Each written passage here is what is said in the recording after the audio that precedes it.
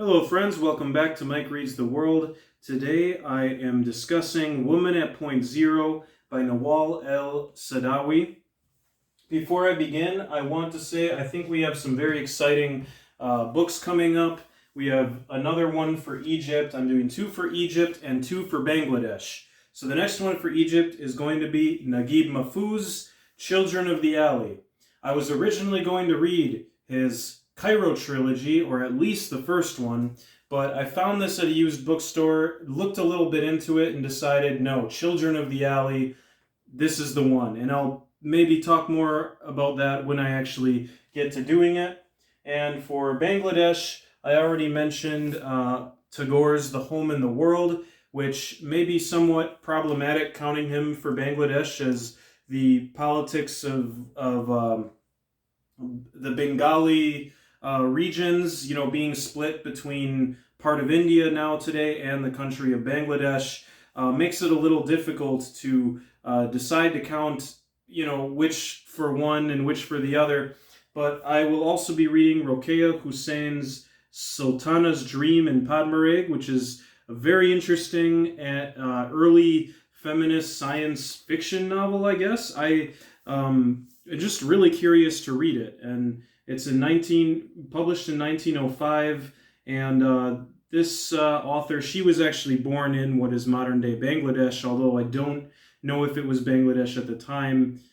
I don't know. So hopefully I will learn a little bit more about the region by reading these, but back to today's book.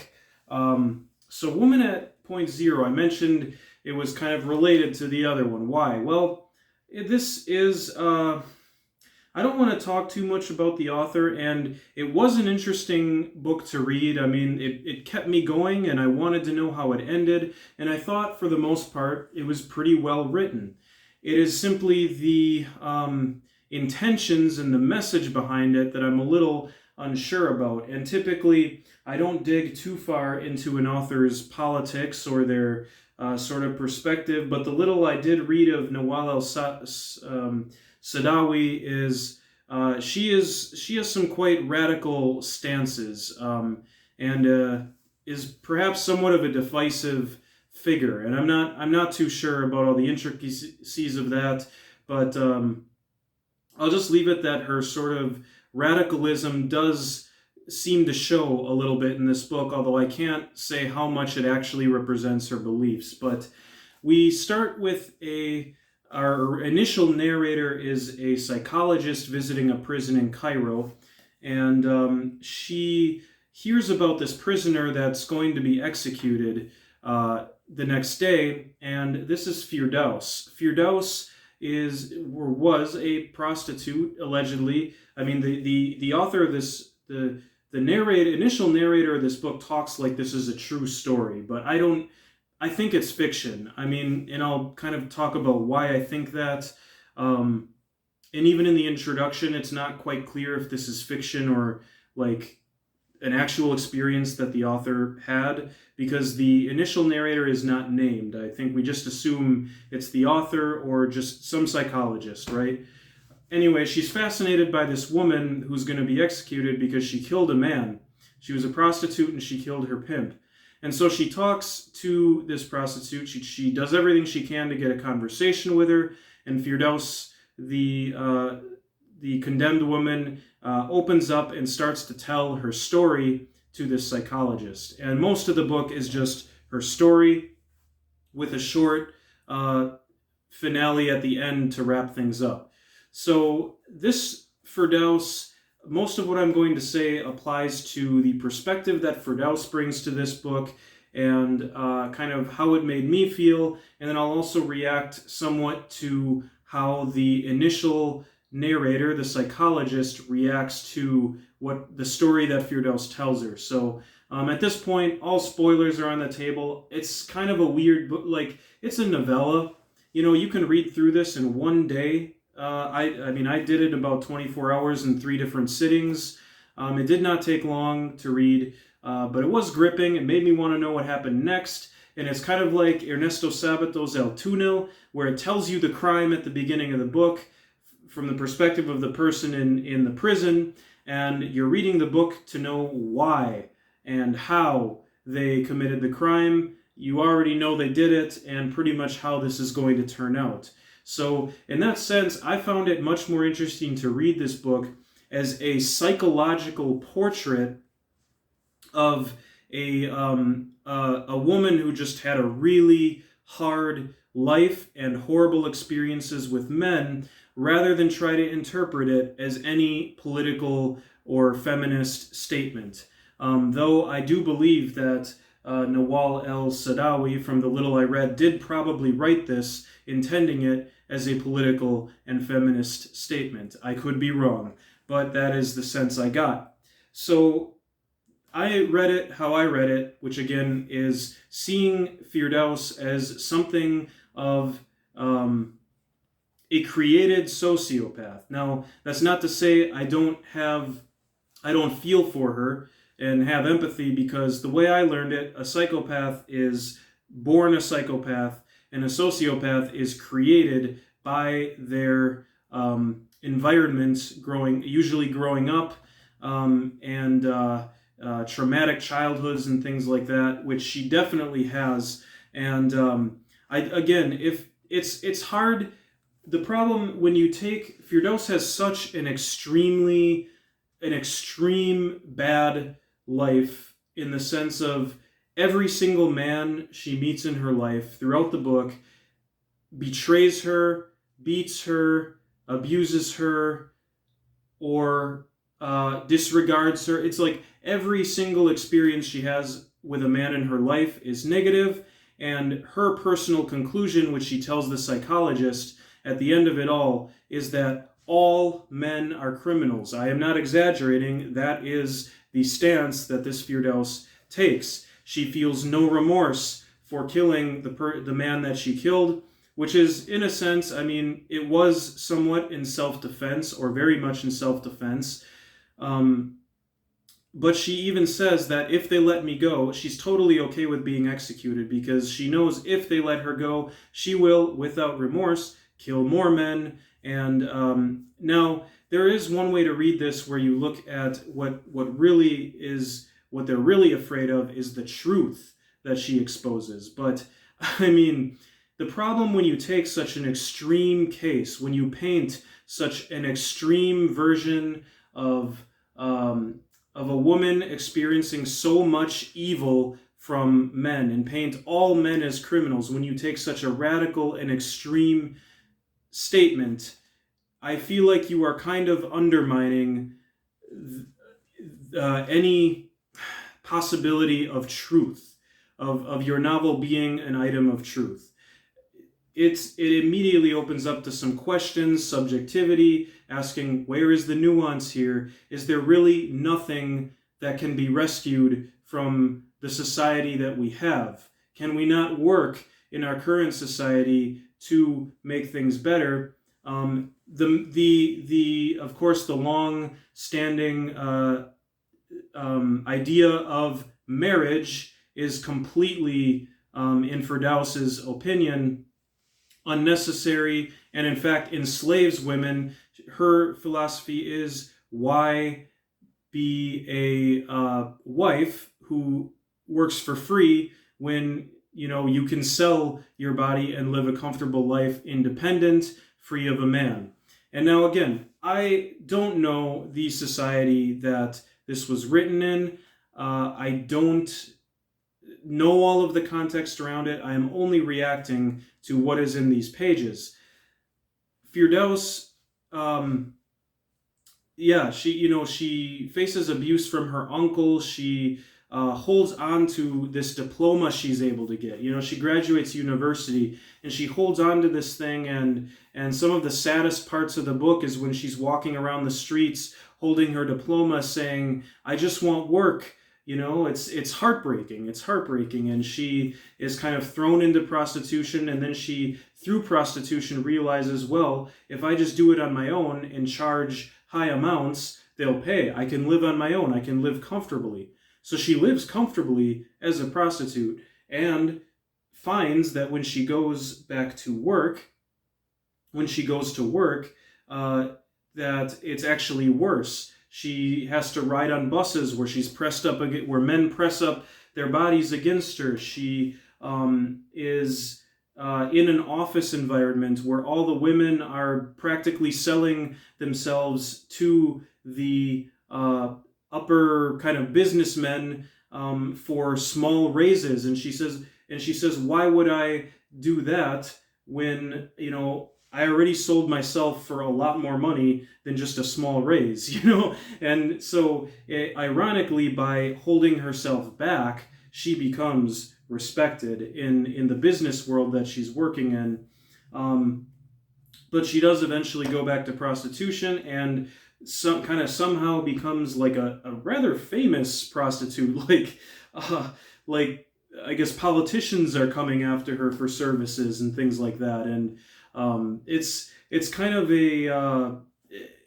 it's just this very strange, like, I've never read a book that just takes the idea of women's liberation to this extreme of saying, all marriage is slavery, and all work that a woman can get in society is slavery. It's a really extreme position.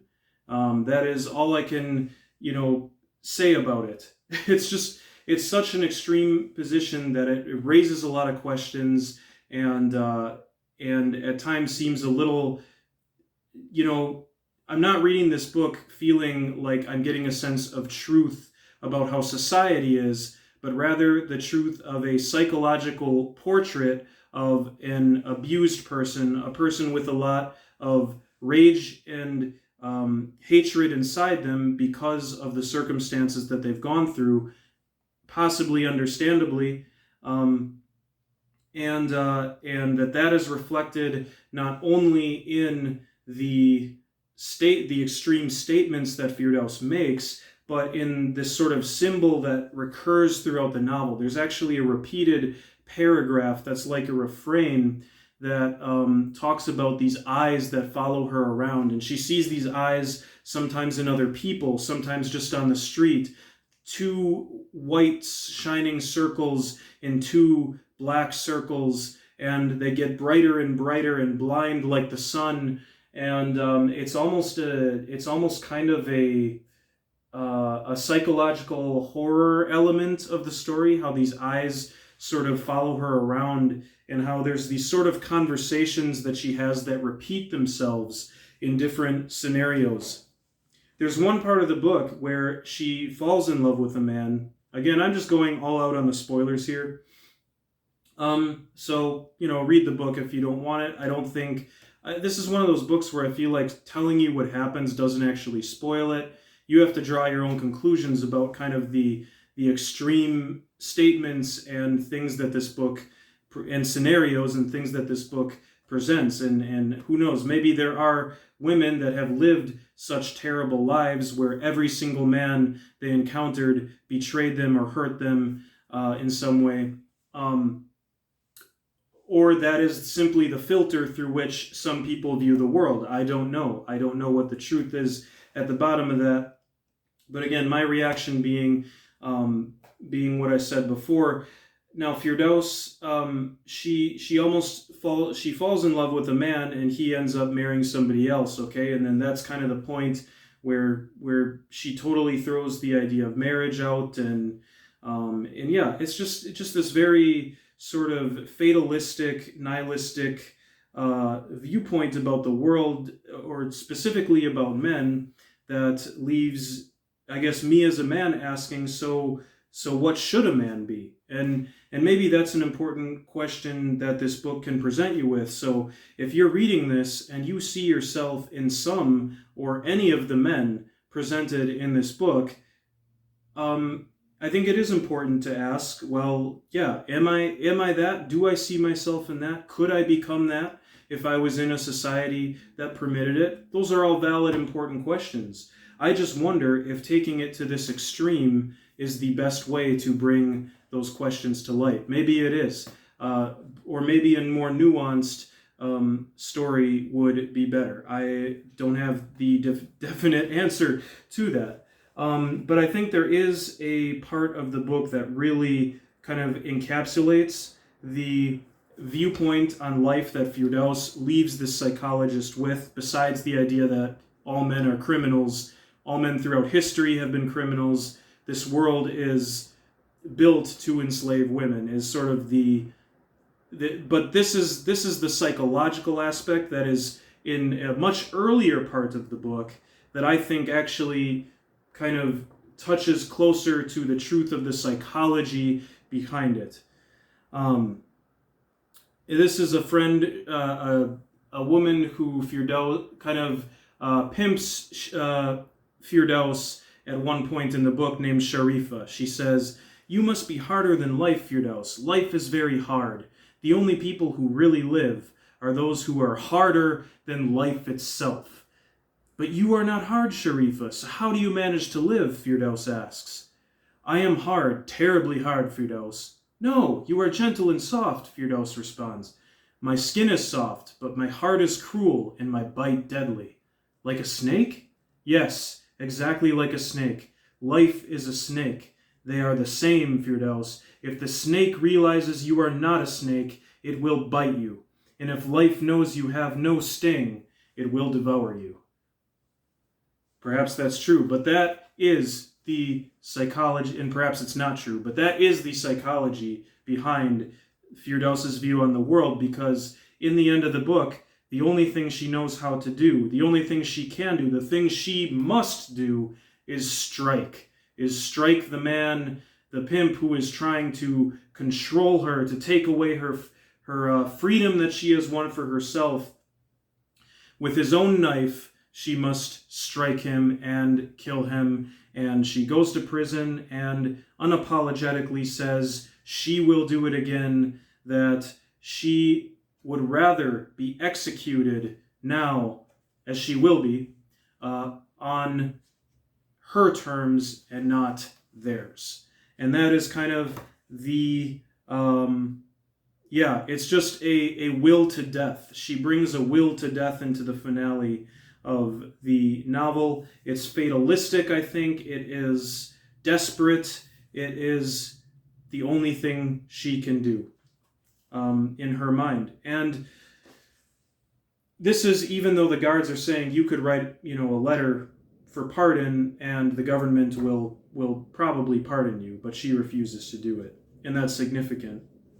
So I just want to end with, how does our psychologist narrator react to this? "I got into my little car, my eyes on the ground. Inside of me was a feeling of shame. I felt ashamed of myself, of my life, of my fears, and my lies. The streets were full of people bustling around, of newspapers hanging on wooden stalls, their headlines crying out. At every step, wherever I went, I could see the lies, could follow hypocrisy bustling around. I rammed my foot down on the accelerator as though in a hurry to run over the world, to stamp it all out. But the next moment I quickly lifted my foot and braked hard, and the car came to a halt. And at that moment, I realized that Firdaus had more courage than I." I just want to respond, and unfortunately, when a book ends, there can be no more direct answers than what has already been put in the book to any question you may have, unless you continue to look. But my question is it really courage? Is it courage? Is Firdaus's life really reflecting a truth that all men are criminals, that this is the way the world is, a cage? And maybe in this society it is, I don't know. These are just questions you have to ask. And my other question is, why does the narrator, who is a psychologist, a professional woman, feel that she doesn't have the courage to strike out, to become a radical? Maybe it's because she understands intuitively that there is something to be rescued in society, that this extreme viewpoint does not reflect a nuanced view of the truth, and rather reflects a damaged a very damaged psychology, and we can, you know, and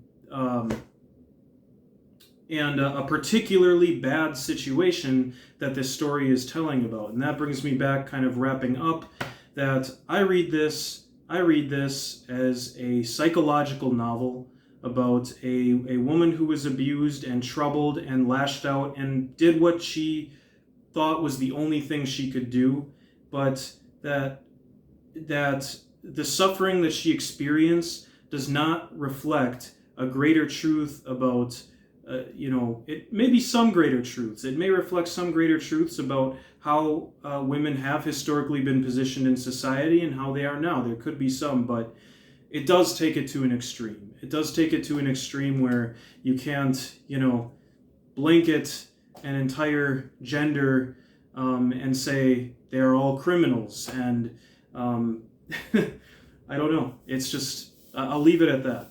But anyway, I do think it was a worthwhile read. At least it didn't overstay its welcome.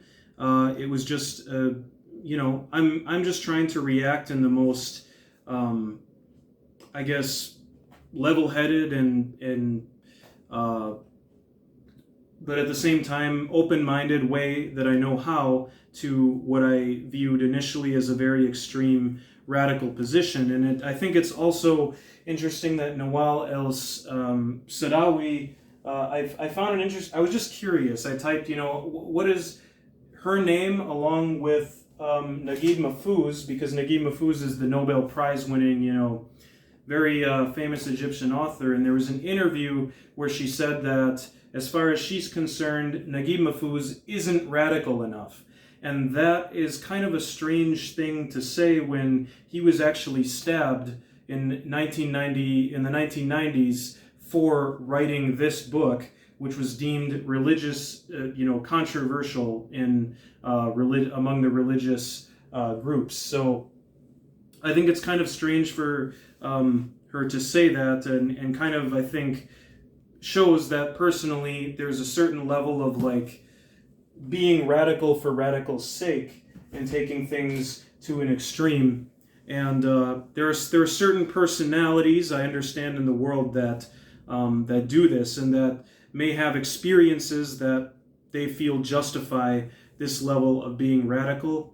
I don't know. It's something that is hard for me to wrap my head around. So I'll stop there for real, and thank you for watching. I hope you have an excellent day. Let me know what you thought of the book if you read it, and I'm definitely willing to hear some more perspectives and context or anything you may want to provide about this book. Thanks again, and have yourself an excellent week. And I know these videos have been coming in really rapid succession. I hope I'm not tiring you out, but this is just kind of the best way I can do it. So thanks again. Have a good night.